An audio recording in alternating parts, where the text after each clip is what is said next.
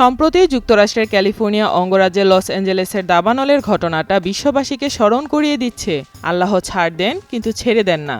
৭ জানুয়ারি থেকে শুরু হওয়া দাবানলটি বর্তমানে ১০ দিন ধরে জ্বলছে। এটি যেন অত্যন্ত বিধ্বংসী রূপে হাজির হয়েছে লস অ্যাঞ্জেলেসবাসীর কাছে। যারা চেয়েছিল গাজাবাসীকে কৃত্রিমভাবে জ্বালিয়ে দিতে, এখন তাদেরই ভয়াবহ পরিণতি। অথচ আমেরিকার এই রাজ্যটিতে ছিল ধনকুবেরদের আনাগোনা। নিমেষেই কোটি ডলারের বাড়ি পুড়ে ছাই হয়ে যায়। তাদেরকে আল্লাহ দেখিয়ে দিলেন তিনি ছাড় দেন কিন্তু ছেড়ে দেন না। মনে করিয়ে দিলেন অন্যের ক্ষতির ভয়াবহ পরিণতি কি হতে পারে। ইসলাম ধর্মের পবিত্র গ্রন্থ কোরআন শরীফ, কোরআনের সূরা আম্বিয়ার ১১ নং আয়াতে ইরশাদ হয়েছে, আমি ধ্বংস করেছি কত জনপদ যার অধিবাসীরা ছিল জালিম পাপাচারী, এবং তাদের পরে সৃষ্টি করেছি অন্য জাতি। যখন কোনো জাতির কাজকর্ম বা আচরণ পাপাচারের চরম সীমানা পেরিয়ে যায়, তখন আল্লাহ তাআলা তাদেরকে বিভিন্নভাবে সাবধান করে থাকেন।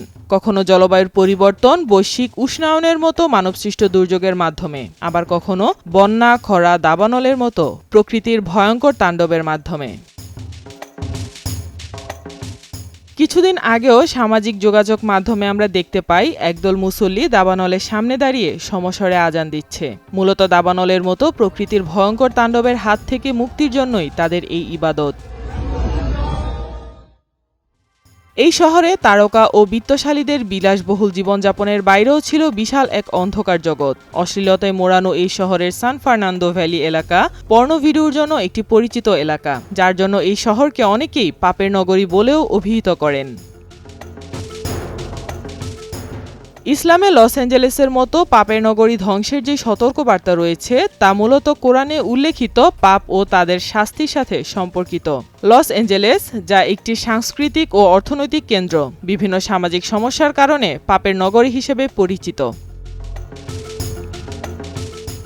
সারা বিশ্বের বিনোদন শিল্পের প্রাণকেন্দ্র হিসেবে পরিচিত হলিউড শুধুমাত্র চলচ্চিত্রের কেন্দ্র হিসেবে নয়, কারো কারো কাছে মাদকাসক্তি, অমিতব্যয়িতা, নৈতিক অবক্ষয় ও সীমা লঙ্ঘনেরও প্রতীক এটি। সম্প্রতি এই শহর আগুনে পুড়ে ছাই হয়ে গেছে, মানুষের চিৎকারও যেন মিশে গেছে বাতাসে। দাবানল ছড়িয়ে পড়ার পিছনে অন্যতম বড় কারণ সান্তা অ্যানা নামের ঝড়ো বাতাস। এই দুই দাবানলে অন্তত ১৪৫ কিলোমিটার এলাকা পুড়ে ছাই হয়েছে। বৃহস্পতিবার পর্যন্ত দাবানলে মৃত মানুষের সংখ্যাও বেড়ে ২৪-এ দাঁড়িয়েছে। প্রকৃতির এই তাণ্ডব কি কেবলই এক দুর্ঘটনা, নাকি এর পিছনে রয়েছে গভীর বার্তা? কি বলছে ইসলাম?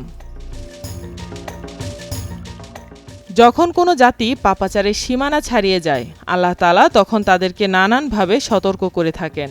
কখনো প্রকৃতির ভয়ঙ্কর তাণ্ডবের মাধ্যমে, কখনো আবার মানুষের সৃষ্ট দুর্যোগের মাধ্যমে। পবিত্র কোরআনের সূরা রোমের ৪১ নং আয়াতে স্পষ্ট বলা হয়েছে, মানুষের কৃতকর্মের দরুন স্থলে ও সাগরে বিপর্যয় ছড়িয়ে পড়েছে, ফলে তিনি তাদের কোনো কোনো কাজের শাস্তির আস্বাদন করান যাতে তারা ফিরে আসে। সাইমা আক্তার, নয়াদিগন্ত।